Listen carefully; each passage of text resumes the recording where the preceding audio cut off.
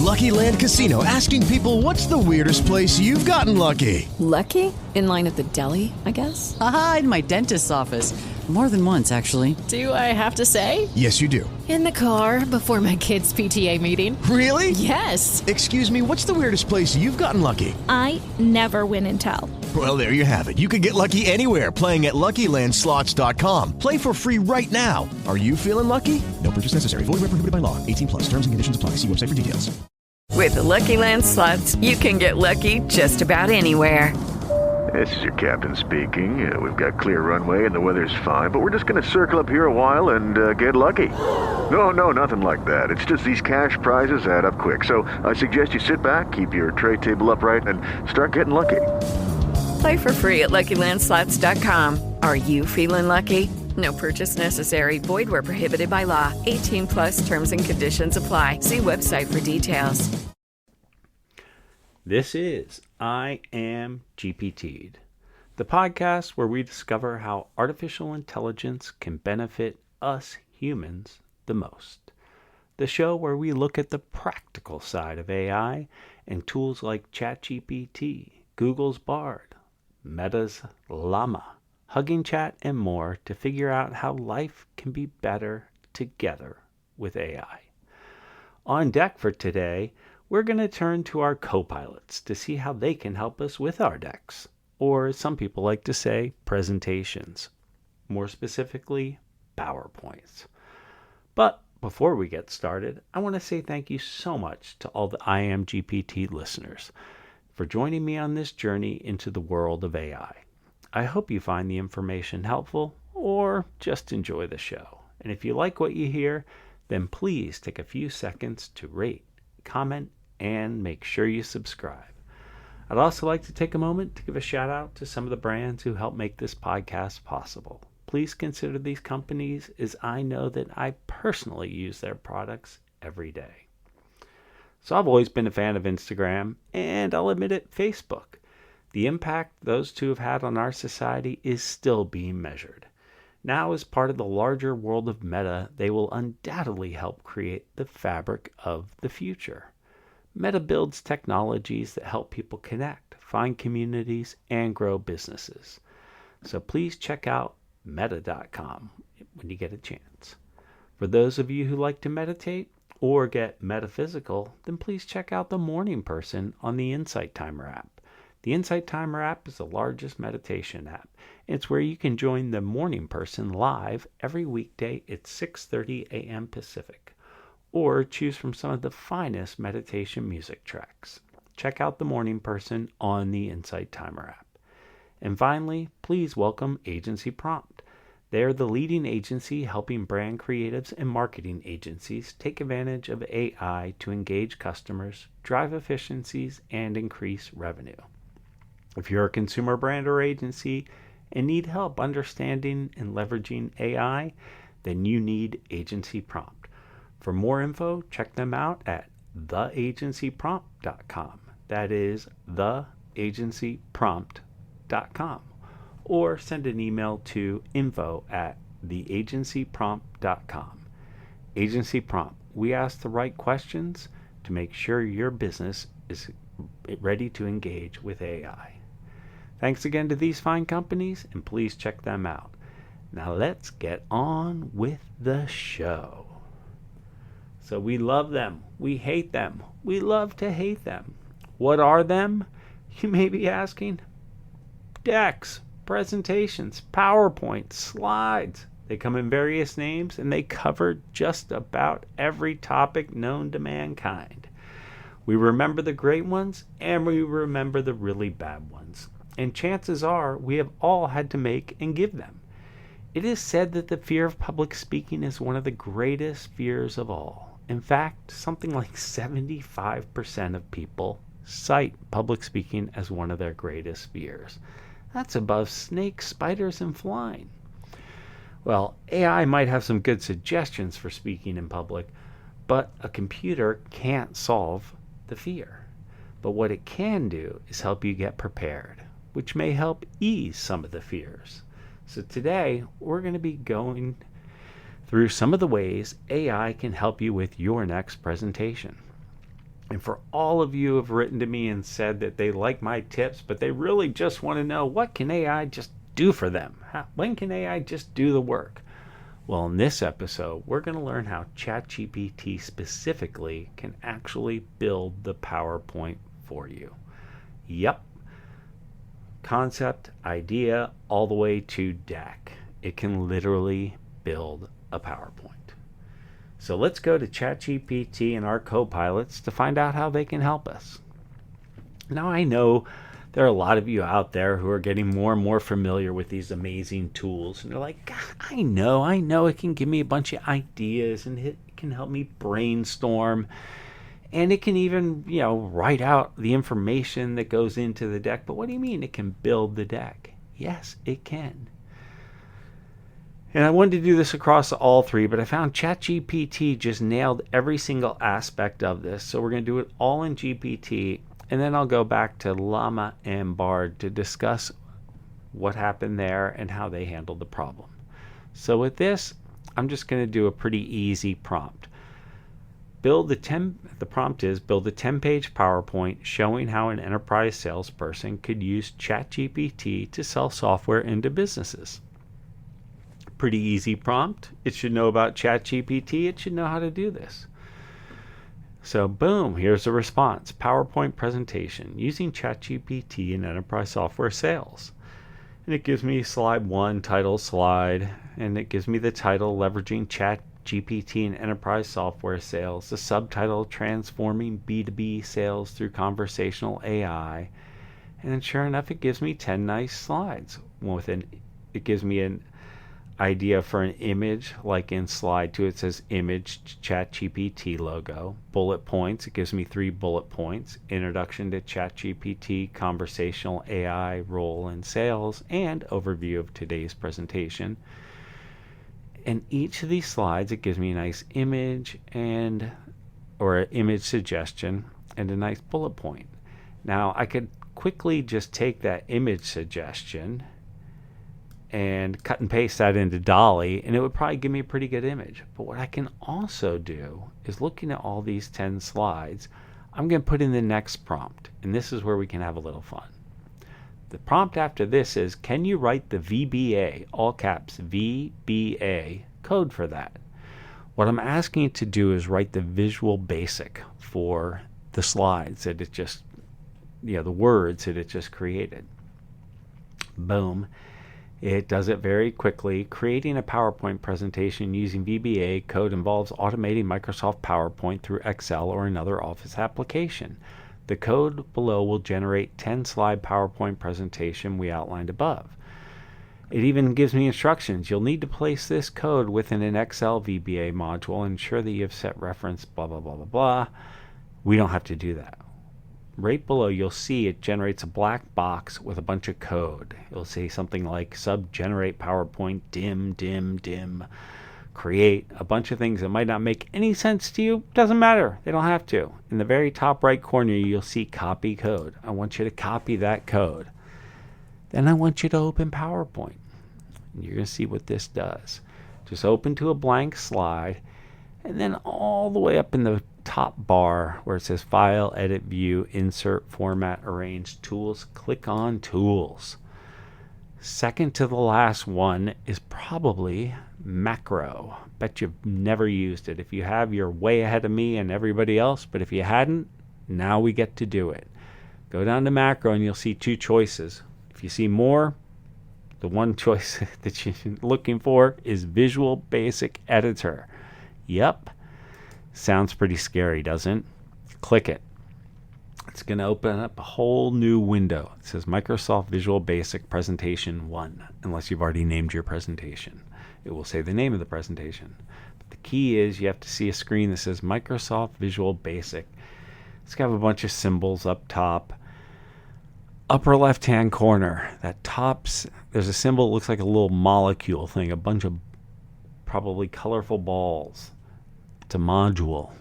When you go over it with your mouse, it will say Insert Module. It's right next to something that looks like a floppy disk and above a blue arrow. Click that, and boom, it's going to pop up a box in the middle of your screen. and it's going to say presentation 1 or whatever you've named your presentation, and module 1 code. Go over there, right click or hit Control V and paste the code. I want you to paste that code. Now there are a couple blue arrows. I want you to go to the blue arrow that can be clicked. It's sort of not mid-screen, but mid-left of your screen, the highest top blue arrow there is. The other blue arrow, well, let's just make sure you click this one. I want you to click that. What you're doing is running the script. And now on the left-hand column below, you're going to see VBA Project Presentation 2, or whatever you named your presentation with the number 2. That's perfect. Now minimize the Microsoft Visual Basic window, and boom, you will see your presentation ready to go. 10 awesome slides. You'll notice it even removed the image suggestions. It gives you nice highlighted titles and the bullet points. Now, the formatting is not going to be perfect, but hey, you just created a PowerPoint in 2 minutes. And it's not going to look pretty, but we can change the formatting to suit our needs, and we can just drop in a template to make it look pretty. Or let's go back to ChatGPT, and let's look at the number 1. It said image, ChatGPT logo. We could cut and paste that right into Google and get a GPT logo. But what we can also do, and I know I've never done on this show, but OpenAI has another thing called DALL-E. It's another AI that just makes images. We can go to DALL-E. Let me get there. Boom. To get to DALL-E, you can just go to openai.com, click on menu, click on product, and DALL, D-A-L-L-E2. Click it, and then you'll click Try DALL-E. It'll open up a box, and I can literally just in that box write image of a ChatGPT logo. Boom, generate. And it's going to make me the ChatGPT logo. Which is actually a bad example. What's another image that this said to generate? Oh, image, a funnel showcasing lead stages. Let's try that one. Let's make DALL-E work a little bit. So boom, in the box, we cut and paste image, a funnel showcasing lead stages. I'm curious to see what comes up. I don't use DALL-E much. I'm not a very visual person, and as you can tell if you've listened to the show, there it is. It gives me a couple funnels. And I see how you could add the stages to them. So boom, now we're going to be able to make our PowerPoint pretty. Well, we just made our PowerPoint using GPT. We literally put in a topic. It created 10 slides. We created the Visual Basic code for that.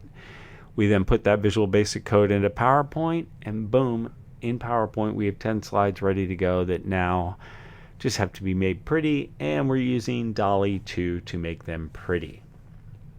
Pretty amazing, right? Now, why did I use ChatGPT versus Bard or Llama? Well, when I went to Bard, I put the same prompt, build a 10-page PowerPoint showing how enterprise salesperson could use ChatGPT to sell software into business. Now, maybe you didn't like that I asked for ChatGPT, but it did give me a 10-page. I found the slides, the content wasn't as good. And then when I said, can you write the VBA code for that? Bard said, sure, here's the VBA code that you can use to create the PowerPoint presentation. But what it did was it only gave me the titles to the slides, not the actual content for the slides. So I found I had to cut and paste the content for the slides. When I went to Llama, specifically through Hugging Chat, same thing, build a 10-page PowerPoint, and it said, I get sometimes very sick of the legalese. And before I go into this tangent, I want to talk about another tangent. You notice that as I've been doing these, I've stepped it out. I could have just wrote the prompt, can you build a 10-page PowerPoint and create the VBA for it? But I like to actually look at the PowerPoint, because here's another thing. Read the things the AI generates for you. Make sure you carefully read them. Too many people are cut and pasting what AI is creating and sending it off and not reading it. And I constantly am seeing it. I'm getting stuff that I'm like, did you read it? You didn't even pull out the pound signs. But it, sometimes it says things and it gives you answers in a way that alleviates the tool from any liability. And the wording of the answers you will notice. So it helps to read and change these to make sure they make sense and to make sure they are conveying what you want and to make sure that they aren't saying stupid legalese. The other tip, step them out. Don't try to ask everything in one question. Ask a question, get an answer, and then ask a step off of that question. You'll just find you get better results, honestly. And speaking of legalese, so Hugging Chat, when I asked it the question, build a 10-page PowerPoint, it said, I'm happy to help. However, I know whenever I get a however from these tools, I'm about to get some cautionary suggestion. Sure enough, Llama says, I must point out that it's important to note that ChatGPT is not designed to be used for unethical or illegal activities such as scamming or spamming. It is important to use this technology responsibly and ethically. Thank you, Hugging Chat. Thank you for telling me that, as if I didn't know it.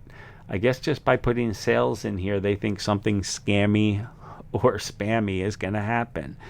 And then it goes on to say, with that said, here's a 10-page PowerPoint presentation on how an enterprise salesperson could use ChatGPT to sell software into businesses.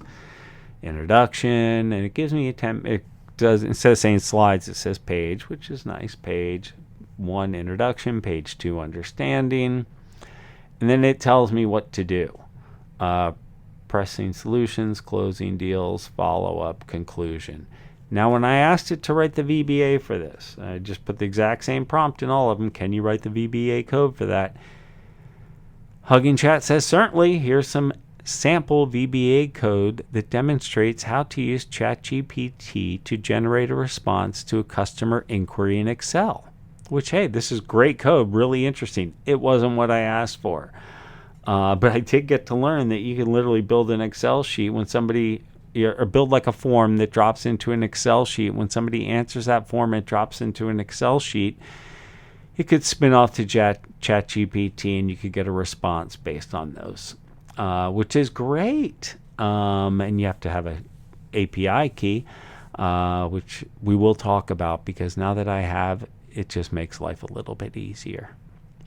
But you need a stack a tool on top of it. But I won't digress. That will be for a later episode of I Am GPTed.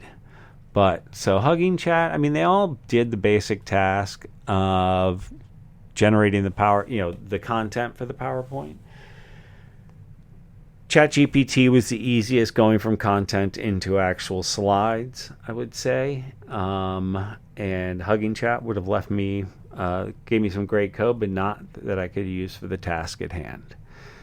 So, with that, that's our episode for today. Thank you again for joining me on I Am GPTed. If you ever have any specific questions, comments, or concerns, and I love reading the emails I'm getting, so keep them coming.